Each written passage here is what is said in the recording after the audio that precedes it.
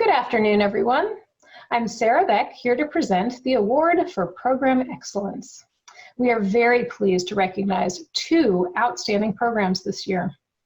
For 17 years, our first awardee's Urban Agriculture Division has become deeply embedded in its city's food system, growing from a single farm site to its current 16. They have built a series of programs that uplift communities by increasing food access and annually training 130 teens, 35 justice-involved individuals, 20 farm apprentices, and 110 participants in continuing education. The farms are located in communities with high rates of food insecurity and provide food to residents through reduced price sales, donations, and affordable community markets, increasing the availability of locally grown food. The American Public Gardens Association is pleased to present this year's first Award of Program Excellence to the Chicago Botanic Gardens Windy City Harvest Program.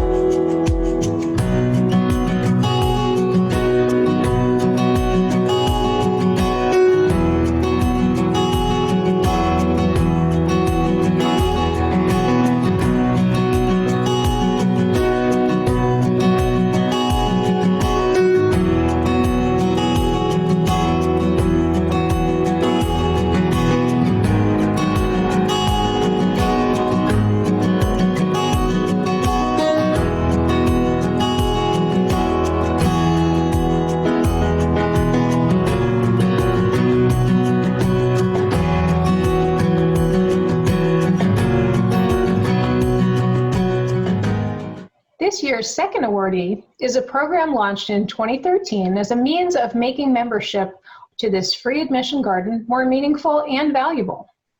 Through an annual Children's Garden Festival, thousands of families experience the wonder and excitement of reading in a unique and immersive festival that promotes children's interest in plants and gardening with artistic creations that spark their imagination.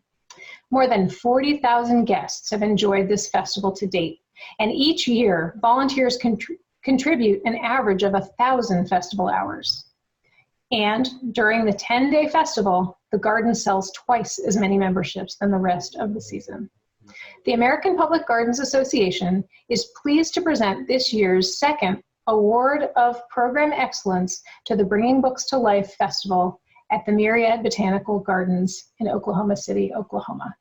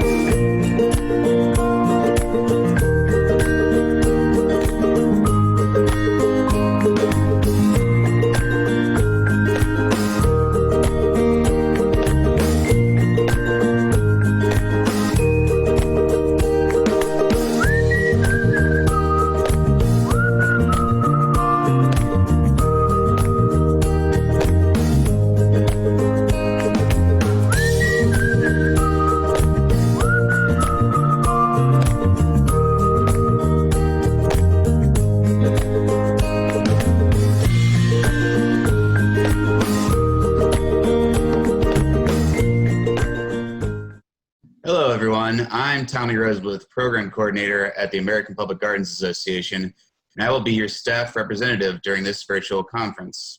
Before we begin, here are a couple of tips to get the most out of your virtual conference experience. First, if you're experiencing poor audio or video quality, we suggest closing other programs on your computer, especially other browser tabs. Your inbox will still be there at the end of the session, I promise. If you have any other problems or questions, association staff are available to help. Give us a call at 610-708-3010 or send us an email at info@publicgardens.org. Second, while this session has been pre-recorded, the presenters are here with us today as panelists and will be happy to take questions in the live question and answer portions of the session. At some point during this session, the presenters may activate a poll. Poll responses are anonymous, so be sure to let us know how you really feel. Finally, you can submit your questions using Zoom's Q&A function that you will find in your Zoom toolbar. Questions can be submitted anonymously. You can also upvote other questions to indicate you would like to hear them answered. We will try to answer as many questions as we can during the live Q&A portion of this session. Some questions may be answered directly through the Q&A feature. Thank you and enjoy today's session.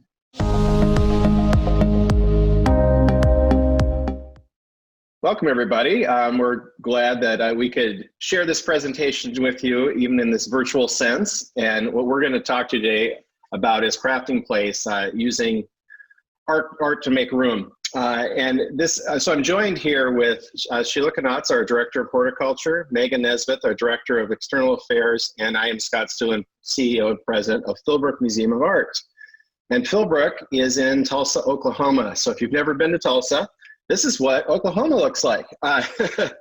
It's a beautiful museum, and we're really blessed to have not only the gardens, which are 23 acres of both formal and informal gardens, but also have an historic villa, and it houses our art collection, and we also have space for programming and all sorts of other events that happen at the museum itself. Now, what's been interesting is over the history of Philbrook, which has been around for about 80 years, and the Philbrook came about from Wade and Genevieve Phillips, who built it to be their home, lived there for 10 years, and then gave it to the city to be an art museum. So over that time, we've kind of adapted it to be able to do the different things that we do at the museum, including housing an art collection. But for a long time, the art collection at the museum and the gardens were very separate. They really were viewed as kind of two separate entities, even though the gardens are this beautiful kind of like almost like our headliner exhibition there, they really weren't kind of talking to one another. So we've made a lot of efforts over the last couple of years to bring those together. And today we're going to talk about a bit of those things that we've done. One of those things is actually changing our mission statement. So this is our new mission statement, which is to create a creative and connective community through art and gardens. So believe it or not, beforehand, art and gardens weren't even in the mission statement. So now staying that out, putting it right in there and really talking about how we're using creativity to connect one another. And a lot of different ways that we're doing that. So it's really putting that in more like practice. How are we welcoming? How are we inclusive? How are we bringing in all Tulsans, all people from the region to come to the museum and enjoy? How are we doing smart programming? So things that really are taking advantage of all the assets that we have, but also educating people and having things that are really intriguing and challenging and create dialogue, but also fun. Fun's not a bad word at Philbrook. We embrace it, and we try to do programs that can also be smart and fun at the same time and be welcoming. Those are not mutually exclusive things, and we really look at things that can do all of that together. And even looking at this slide now with all these people out on our lawn to watch a film, it seems like a different world, I know, in our current COVID situation, but we hope that we can get back to things like this in the near future. So of course we do a variety of programs, and we do a lot of the programs that you'd expect, programs for families, programs that are tours throughout the spaces, the things that you'd expect at most museums or at various gardens.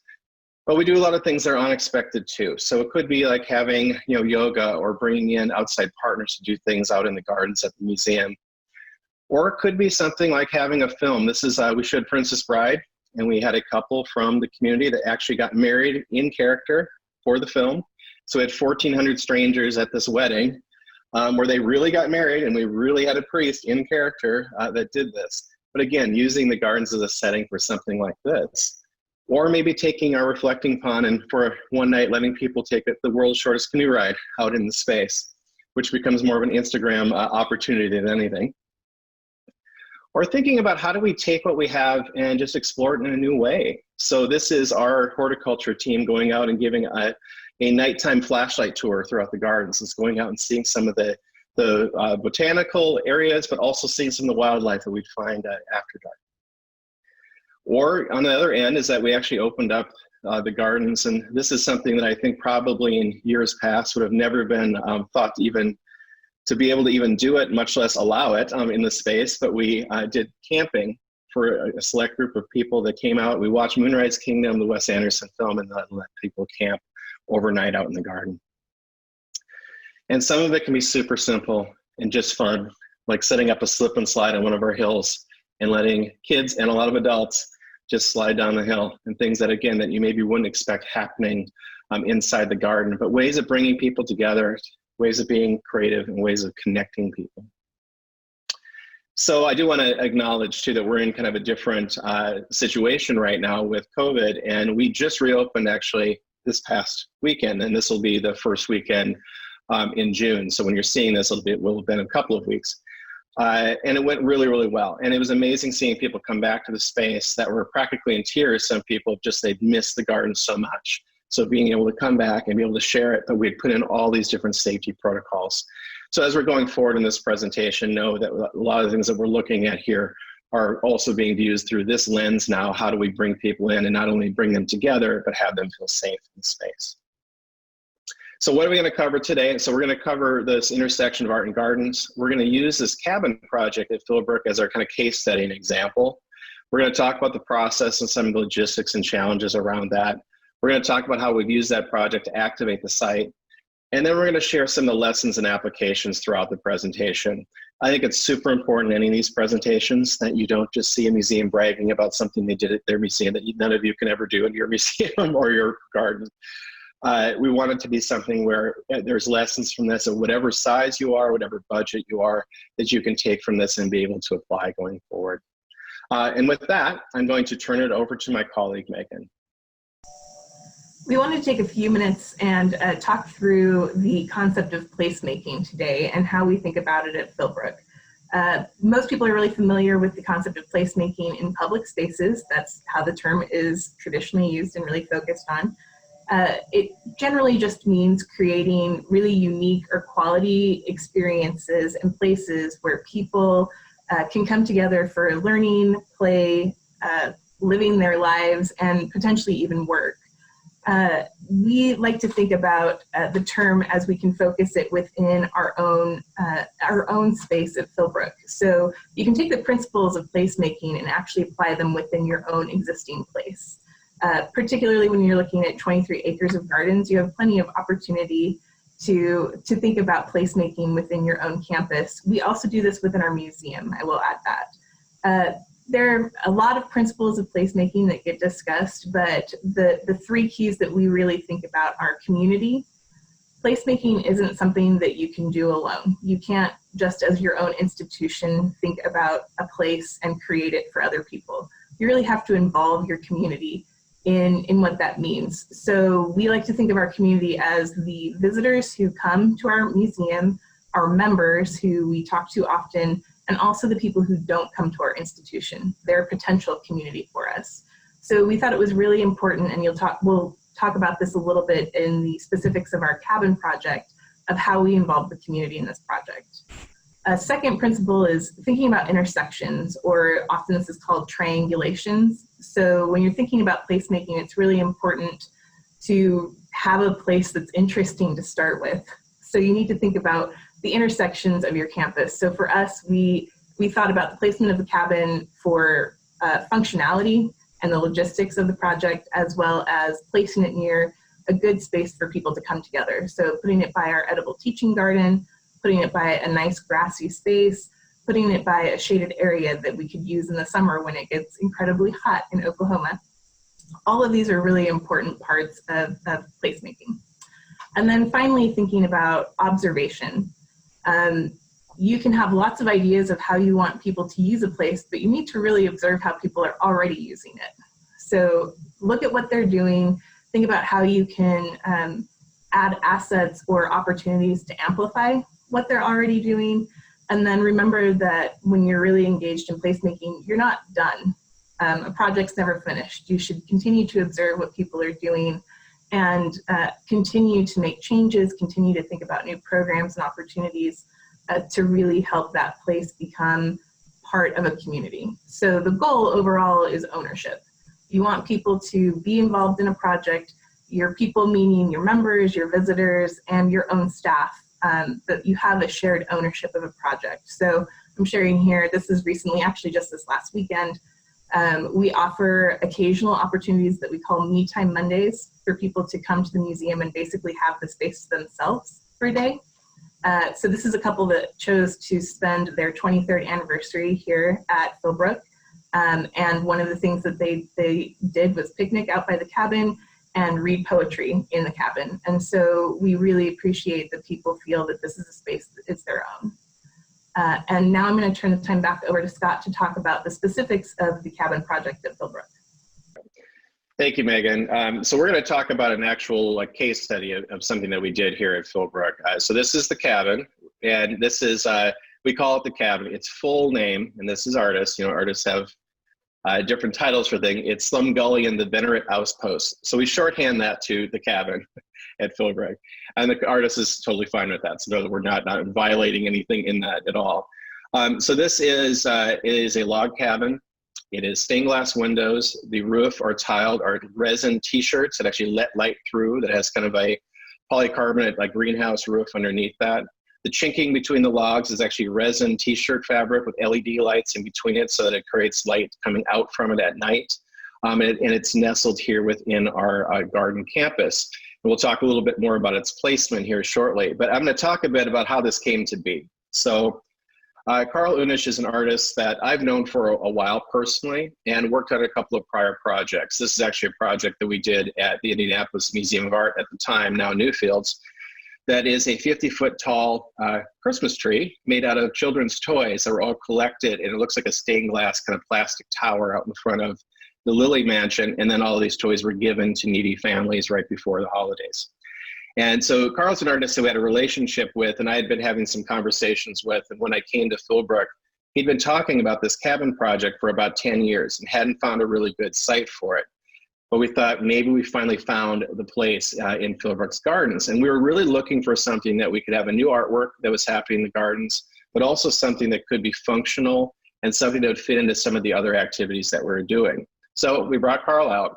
Now, I will say if you're looking at a project like this, you may want to do an RFP and actually ask for artists' proposals to come for it, which is a great process for it. Or in this case, we had a prior relationship. The nice thing about a prior relationship is you know what that working relationship is going to be. You have some trust in the artist that they can actually handle a project of this scale, and Karl had done projects of this scale. I also knew Karl, so I knew all the personality quirks and the things they would have to kind of deal with that, which sometimes is helpful too. But even with that, there's a lot of risk. So bringing Karl out, we looked at the site, we started looking at placement for it, we started working on a budget for this project. It had a lot of materials that had never been used in this way before, and it had a lot of things that we'd never really done as a museum before. So we kind of went in that both knowing that we'd have to adjust along the way. The other thing on the front end is I need to get permission from the board and raise some money to do this as well. So we had renderings of the project, things that we put out to the community to let them know that this was coming. And I will share with you, this was kind of a serendipitous moment. After we'd actually committed to this project and cited it, we came across an old blueprint of the original plan for Philbrook and a couple of things that were never completed. One of which was a small little fishing pond out kind of near where our edible teaching garden is now. And on that pond was a log cabin. And it's only about 25 feet away where from this is cited is where it was originally planned. So that is that's fundraising gold. I will say when you get things like that you can tell that story, that 90 years later, you're coming full circle on this. So all those things help for us to get this off the ground. So we committed the project with Karl. The original core of the cabin is actually a 1880s logging camp cabin from northern Wisconsin that he bought from an antique dealer, and it was just a pile of sticks out back with numbers on it with the hope it would actually go back into a cabin. It kind of did. It was missing some pieces that needed to be reconstructed. It was completely built up at Karl's studio in Minnesota, and then we actually had a trucking company bring it down as an in-kind gift to the museum to bring it down and actually deliver it to Philbrook. So we jumped into the project and building this cabin, and it had several different challenges, including floodplain that it's on, which Sheila's going to talk a little bit about in her section. So that changed how the pilings worked on it. thinking out pitches of the roof and different things from original plans on that. And then just the challenges of working in 100-degree heat and using resin materials and things on the cabin that you wouldn't normally associate with building outdoors. So with that, we had a team that was put together of our crew and then Karl and his assistant. So it really was predominantly our crew working hand in hand with the artist to execute this. We had originally planned this to be a 6-week install, turned into 6 months to do it. So that's kind of, again, planning for the unexpected. But we also wanted to make sure that the community was involved in this.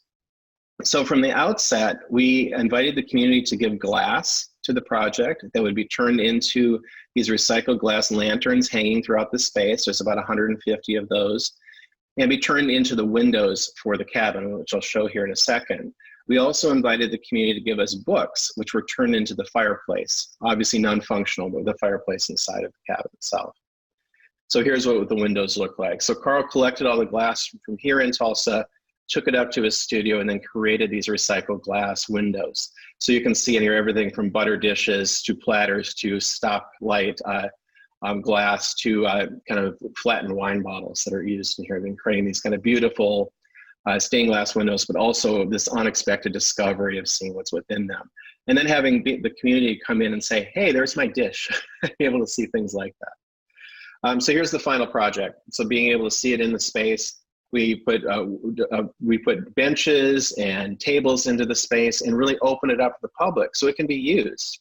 And we do have it whenever we're open, the cabin is open. And what's key, it is Oklahoma, it's air conditioned, it is heated, and it has the necessity of modern life Wi-Fi out of the space so that it can be used for meetings, it can be used for people to come and work.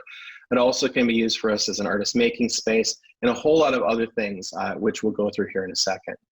The other thing is that it works one way in the daytime where it becomes like a little chapel on the inside, and then at night it has a whole different experience from the exterior.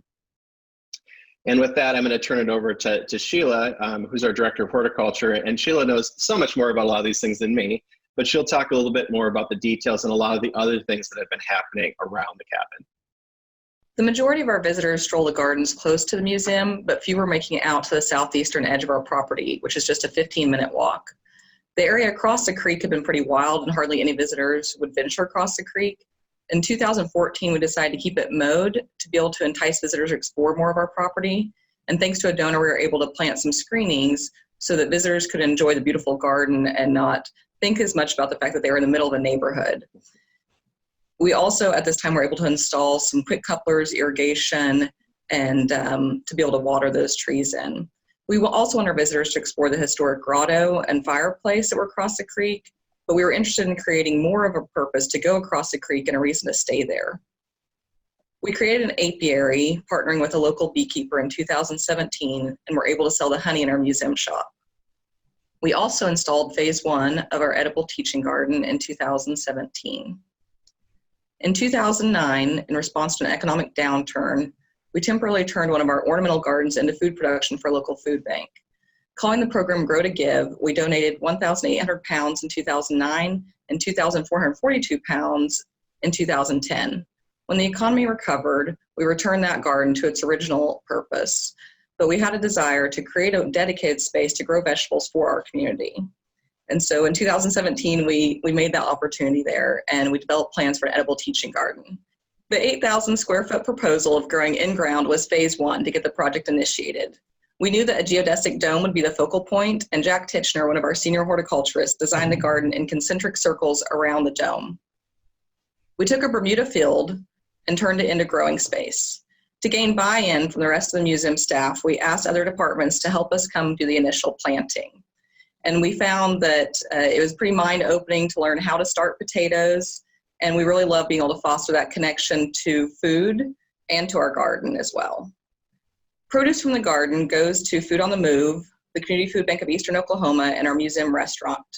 The dome arrived after we planted our crops, was installed by Jack, Scott, and an artist. In 2017, we produced 1,877 pounds of produce, with half of it going to the food bank and to the Food on the Move. We continue to make improvements to the garden, planting some perennials, installing raised beds, and drip irrigation. This year we expanded to 15,400 square feet and renamed it the Victory Garden. We added fruit trees, berries, and hops. Due to the worldwide pandemic we are all faced with, we decided to expand our edible teaching garden as a victory garden. Victory gardens were first encouraged by the government during World War I and again during World War II. Food was scarce and growing your own food provides hope. The garden was part of daily life at home. With food shortages in the grocery stores and an increase in seed and plant purchases, with many seed companies selling out, it seemed like the right time to revive this practice, supplying our community with fresh produce and the knowledge to grow their own garden. When we received word in 2017 that we'd have the cabin installed, we were excited. There hadn't been a new art piece in the garden in years. We're excited to help site it and shape the landscape. We identified a few places that would work on property and had the artist make the final selection. Jack came up with a design in an attempt to make the garden feel like it had been part of the landscape and not just plopped in a field. We wanted to attempt to make the cabin feel like it had been there for years and that it was part of the existing landscape, creating a nice transition from the edible teaching garden over across the creek. We were able to purchase some of the plants in, but also divided and transplanted some things that we had on property, knowing that we need to save money in places and just being able to kind of make this process happen in phases helped us a lot. So the artist Karl also shared some of his heirloom vegetables with us, and we really love being able to make that connection between the artist and the garden as well. We formed an interdepartmental team for the project and received the deconstructed log cabin in February. We left the grass field as long as possible throughout construction and had our share of difficult times with it all, but definitely understanding that we had the same shared goal and a tight deadline, it fostered empathy and helped us to all work together as well as we could. As we neared the opening of our cabin, we knew that we were not going to have the dedicated time to plant after construction was finished. The construction would have to run up until the very end. So we started working on the beds farther away from the cabin first and then worked our way in to right around the cabin. So we removed the grass, we built raised beds, we postponed planting as long as possible. But I really feel like this new garden completely changed the feel of the cabin and how it relates to the surrounding landscape. So we started building these beds and we wanted to repurpose materials that we already had on property to help it feel as rustic as possible. So with the living fence that we were creating with grapes and cables, we used some bald cypress posts, and we also created a Wi-Fi pole out of bald cypress. We also had to fell a tree on property that was hollow, so we repurposed those logs into planters outside the cabin. So we focused the plant palette on transitioning from this wooded berm to sun-loving kind of tried and true plants, and we're just really looking for ways to kind of incorporate all those heirlooms and the spirit-centric plants, creating connection to our biennial fundraisers of Wine Experience and Mix, which is a cocktail competition. And in fall 2019, we added thousands of daffodils to the cabin lawn. When we sited the cabin, we applied for permits, knowing that it would be a functional building, in addition to being a work of art. Due to permitting and the fact that it was in a floodplain, we had to put the cabin up on these unsightly piers. And so we altered our landscape plan to be able to screen them, but then Karl was able to find some stone and glass and added it to those piers to actually make them part of the cabin and make them more beautiful. We had to install trap doors in the floor of the cabin, and as you can see, there's good reason for these measures as the creek does flood. Basically, if we get more than an inch of rain less than an hour, it's out of the banks. So it was a good thing that we were able to do all these. We wanted to make the cabin as accessible as possible, and after the cabin opened in October, but before festival in November, we added a ramp to it. And so with this, we had to alter our landscape bed a little bit there to be able to make it extend out past the edge of the ramp. And thanks to a generous donor, we also received a customized access cart so that we could help get people to and from the cabin. During festival, it became clear that we need to add safety features for events at night. The gardens hadn't been designed to have nighttime events throughout the entire property. And so we were able to add handrails, lighting, and to cover a trench that was on this bridge that was the main way to get over to the cabin as well. We also installed a decomposed granite path to the cabin and edible teaching garden in 2018 with help from Day of Caring volunteers. And so this made it much more pleasant and accessible to get everybody to the cabin and to our edible teaching garden. With the addition of the Victory Garden and the cabin and cabin garden, we were able to host a myriad of programs ranging from youth, such as our homeschool and Second Saturday programs, and adults, like a mystery box edible tasting experience, seed collecting, a seed swap, Our weekly staff walks have connected more of the museum team to the garden and food in particular. We're excited to continue to donate produce to the community. The cabin has become a site for making. For Studio Saturday, over 3 weekends, visitors contributed to a quilt that tied the cabin in with the garden. And as I'm sure you've probably picked up from my talking, that's what I get really excited about, is when we're really doing a good job of making these connections between the art and the garden. And on Friday nights, we hosted Cabin Club, inviting all to be inspired and create art. Megan will share some of the ways we generate revenue with our new cabin.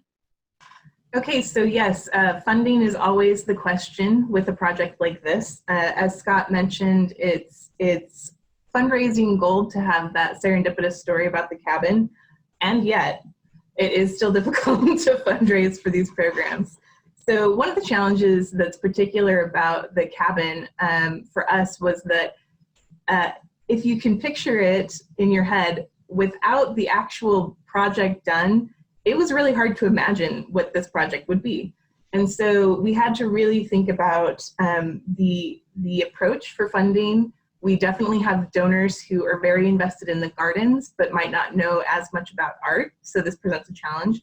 And we also have donors who are really invested in art, and this might seem an unusual project to them. So we had to think about funding in 2 ways. One being fundraising to complete the project, and the second being ongoing revenue opportunities related to the project. We were really happy that in the end we funded about 75% of the project through donor funds, and we brought about 25% of the funding to the table through our acquisition fund.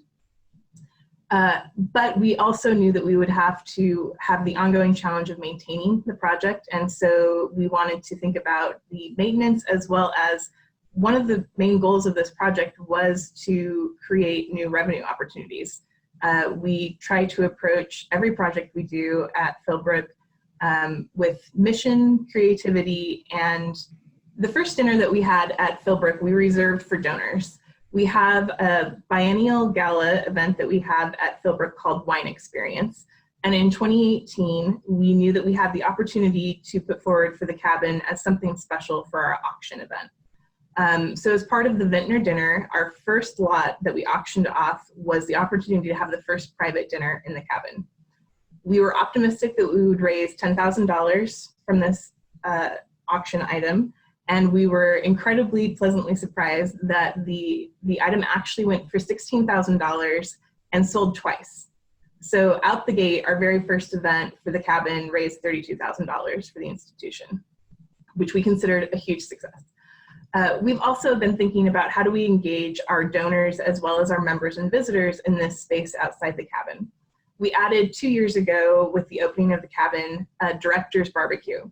So we have an upper level member group called Ambassador Circle.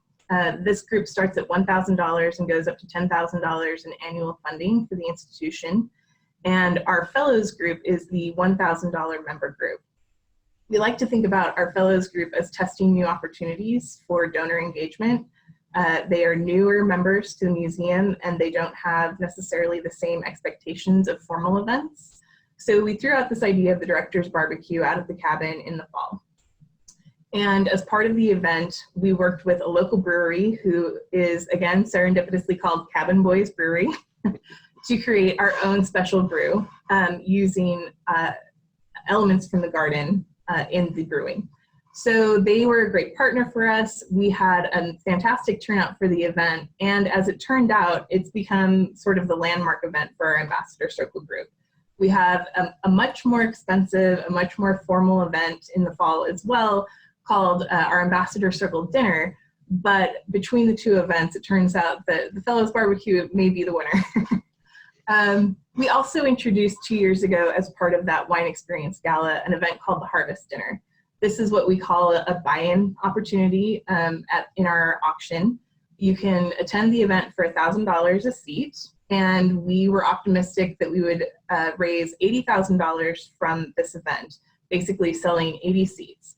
With the support of some very driven board members, we were able to sell 107 seats to this event. And so with the donations that we had from our vintners and local restaurants, we actually raised over $100,000 from this event. And it was such a beautiful event and such a beautiful night that as of that night, we decided that it would become an annual event rather than a one-off. So we've now hosted this twice. And this is, again, another very popular event for our donor group at Philbrook. We also like to think about our visitors and our members. We have started hosting these member-only cabin concerts. We've had them for 2 seasons now, and these are free events that we offer to members, but the only requirement is that you are a member. So sometimes we do these as a first come, first serve event, or we might do them as a raffle opportunity. We can only host, somewhere around 20 to 30 people in these concerts. So tickets go very fast. And we have found that we have people who join specifically for these opportunities. We have a really great music venue in town, and occasionally they bring through great bands that we reach out to from our communications department and just ask if they're interested. And again, the uniqueness of the cabin provides an opportunity that draws musicians as well as other artists to town, so that we can do events like that at no cost to us, which is an important part of this. Another example of this is meet and greets. We do an annual Film on the Lawn series in the summer where we host films. The Princess Bride was a great example that Scott shared earlier. Last season, we showed Almost Famous, starring Jason Lee. Jason was a great partner with us over the last couple of years in planning and producing an exhibition of his photography in our downtown location. After the opening of the show, we asked him if he would be willing to come back and do a Q&A with our audience for the film, as well as a potential meet and greet in the cabin beforehand. He was absolutely game to do that for us, so at no cost to us, he came and hosted an event in the cabin, drinks with the artist essentially. And we charged $75 a ticket for about 30 people. So on top of our Film on the Lawn revenue, we were able to raise an additional $2,500. We continue to do events like this. It's been a great space for exclusive, but still accessible. We try to keep these reasonably priced so that it's not only available to someone who can afford a $1,000 ticket. Finally, and most important, is our festival event. This is an event that has been happening at the museum for many, many years, but we reimagined it about 3 years ago to be much more focused on the gardens, hosting a major light show, and bringing people for an earned revenue event. So we do tickets for this project. Last year, we welcomed over 12,000 people across 11 nights, and we're able to raise a significant amount of money. The important part of having the cabin as part of festival is that it activates the larger campus.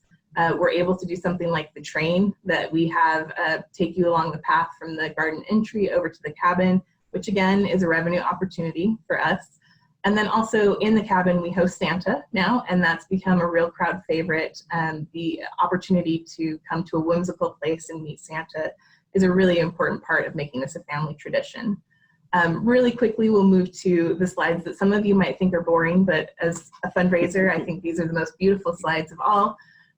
This is a great example of how we've refocused our efforts on raising revenue in the gardens. You can see that in 2017, we raised $82,000 for festival.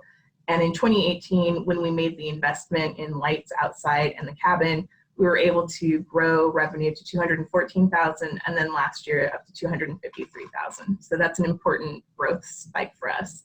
And then also we see a lot of relative interest in membership related to festival. So in last fiscal year, we were able to see a 60% growth over what we had budgeted for membership. So the investment that we've made in the cabin continues to pay off. We also continue to consider opportunities from the cabin for merchandise, from t-shirts to a specialized ornament that we sold last year, and to focus some pantry products from the garden. We make our own hot sauce now, the honey that we get from the apiary, and then we also have plans for coffee and chocolate using options from our garden. Finally, I'm going to turn this time over to Scott to wrap up the project. So any project like this, you never quite know how it's going to turn out, but for us, the cabin has been a huge success, even more than we could have planned. And it's been getting press and praise throughout the community and beyond. So this is the cover of Stained Glass Magazine or American Craft, where the cabin's been featured. But the biggest thing is that it's become an iconic thing that people are traveling to Philbrook to come and see. So just in closing, here's quickly some of the lessons that we've learned. And I want to say to you, if you have more questions on this, please just reach out to us. But understand what your audience needs. You have to actually be out with them and hear them and see how they're interacting with the space to understand what they need. In our case, we needed a space for people to gather. Start simple. It can be as simple as starting a vegetable garden patch and see what kind of comes from that. Be flexible and create sustainable platforms. So make sure you have the resources going into something like this, that you're able to maintain it over a period of time and you have the staff to continue to do that. Living artists take time. The biggest expense in this is labor. The materials were relatively small compared to the labor of working with the artist and the labor of actually producing it. So really, factor that in and know that living artists really take time and patience to be able to work with them. Look for different revenue opportunities, which you've seen in this project. Again, understand your capacities as an institution, so you don't want to overextend yourself. And as always, be comfortable with taking risks. And I will close with this. When I first came in, one of the first moves we did is lift some of the restrictions of picnicking and put picnic tables around the gardens. And that was considered to be a huge move at the time about changing what we were doing going forward. And in a few short years, we've gotten to the point where we have this large victory garden, we have the cabin, we have families coming out throughout the space, we have thousands of people coming to a film there. And the biggest thing is that it feels like home. And that's really what we've been trying to do here at Philbrook. So I thank you for your time today, and if you have any questions.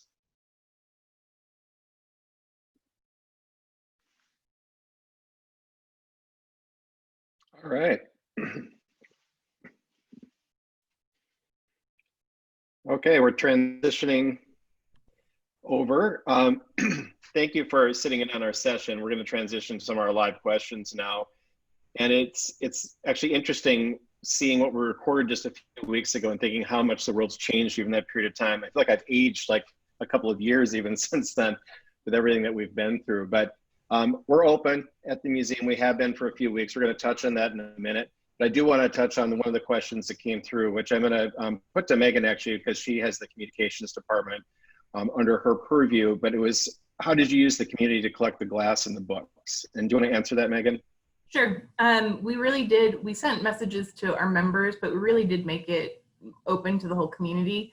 We have a really a strong communications team and a really good organic following on Instagram and Facebook. So mostly we put the messaging out through social media, and we had a really strong response. We collected it just by putting out boxes essentially to collect books, and we took glass at the front desk. Of course, this was before you had to think about accepting things with an active virus in the world, but that was primarily our way of collecting. And then we also had a lot of donors actually who were really interested in being part of that, and would just send a request for someone to come pick up something. Particularly on the glass side, we have a lot of glass collectors in Tulsa, so it was a great way for them to be involved. So I've got a question for you, Sheila, because this is a very good question. Whenever we show all the stuff that we're doing at the museum, so how many people do we have on staff in horticulture and maintenance that takes care of our museum? Counting myself, we have 9. So we do a lot with, and it's a 23-acre campus, and then we keep adding new stuff to it. So things like the Victory Garden and things like the cabin obviously take a little bit more attention. And Sheila, we have some staff that are specifically kind of assigned to the Victory Garden, correct? That's correct. Yeah, when we started out building, back when it was the Edible Teaching Garden, we didn't add any more staff. And so it wasn't until we got that fully kicked off and then add the cabin that we decided to add in another staff member to help, because we need to move somebody out there full time. And we do use volunteers, not as extensive. I'm always so impressed with the garden world about how well you do volunteers, and the museum world needs to learn more from that. And we're trying to add more of that in our spaces as well. We kind of sit between the garden and the museum world, which kind of leads a little bit into the next question here is, we're still in the middle of COVID, and I think we're probably in a different place than we thought we were when we recorded this. We feel like we're kind of like now looking at this being an extended period of time. And I know that we feel very fortunate to have the gardens that we can lean on to be able to use that outdoor space. So I'd like to put up to my colleagues, like, we've been open for a few weeks now. What are some of the lessons that we've learned, and what are some of the things we're thinking going forward kind of in this COVID space, how can we socially distance and still gather people at a site? Megan, do you want to go first? Sure. So one of the things that we've actually transitioned to really quickly is we started a program, our communications team actually started a program a couple of years ago called Me Time Monday that's open to only members. And essentially you get to come on a Monday when the campus is closed and have the place to yourself. And it used to be that was something that we would give away. People would email their requests and basically talk about why they needed a day to themselves at the museum. And when we opened up the gardens, we transitioned to doing this as a paid opportunity. Since we knew we had to keep numbers low, it was a great revenue option. So right now we're giving away, or we're selling essentially a Me Time Monday slot for families, and it's groups of 4 and under. Unless it's a family unit, you can bring your whole family, for $100 for half a day. So they get full access to the gardens for $100 for half a day, and they sell out in minutes. As soon as we post them on Instagram, they sell out. So that's one just kind of really fast, unique way we've transitioned something. As far as social distancing, in addition to the measures that I think everyone is doing, we are looking at reinventing all of our events. Particularly our big programs, our fun programs like films and fundraisers to outdoor things. So just 2 weeks ago, we have a really popular summer film program, as I'm sure many do. And we partnered with a local drive-in and showed Batman.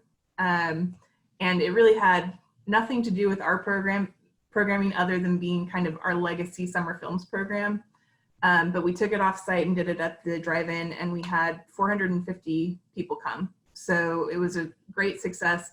We didn't expect to make any money from it, and we actually did net about $1,000. So we're just kind of reinventing everything as we go. And I think part of that, go ahead, Jill, yeah. just some of the video content we've been doing, we were used to kind of doing our programs on site, but then kind of switching to doing so much video, we were able to tie in with Batman to do a little segment on like bats in the gardens. And so those connections, I think, Yeah, that's good. I'm glad you went there. I wanted to speak to the video content a little bit. And, it's something we didn't mention in this particular presentation, but, when we shut everything down in March, as a lot of you did, we flipped over to doing online programming, and we have a really robust social media platform, which helps, so we can do that.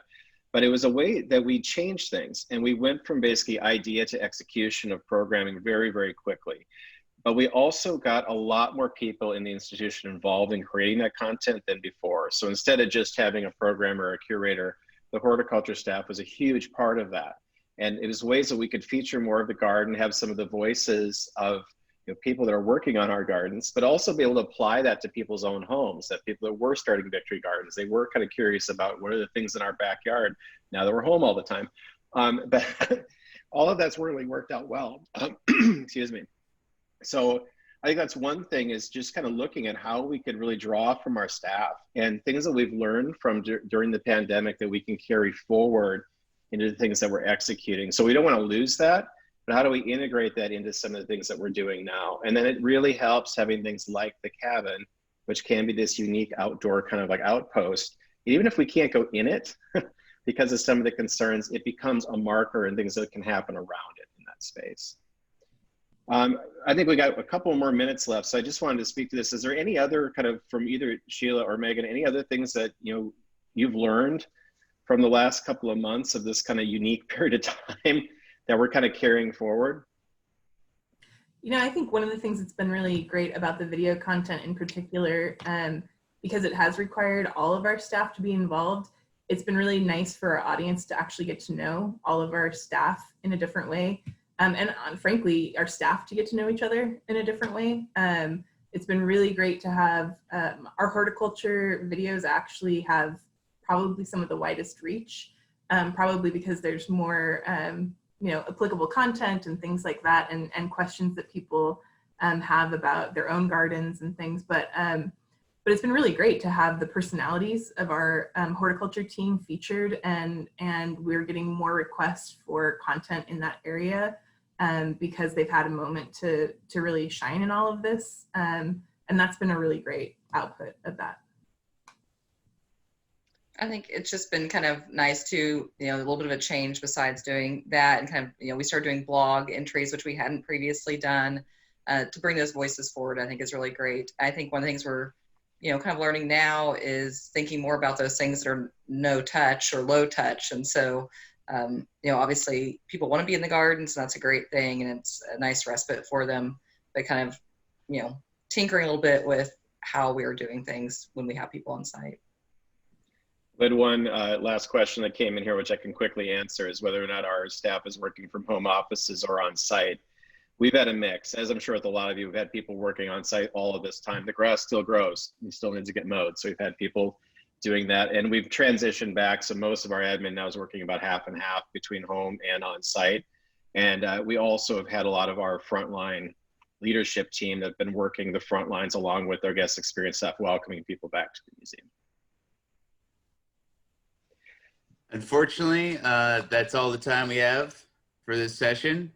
If you'd like to keep the discussion going, please click the live discussions tab on the conference website and start a topic. We'd like to thank our presenters and all of you for being a part of today's session. At 3:05 Eastern, you'll have the difficult choice between 3 more wonderful concurrent sessions, followed by our ending sessions on garden leadership and the student presentations at 4 p.m. Eastern to wrap up the day. Thanks again for attending, and see you at the next session. Thanks so much. Thank you.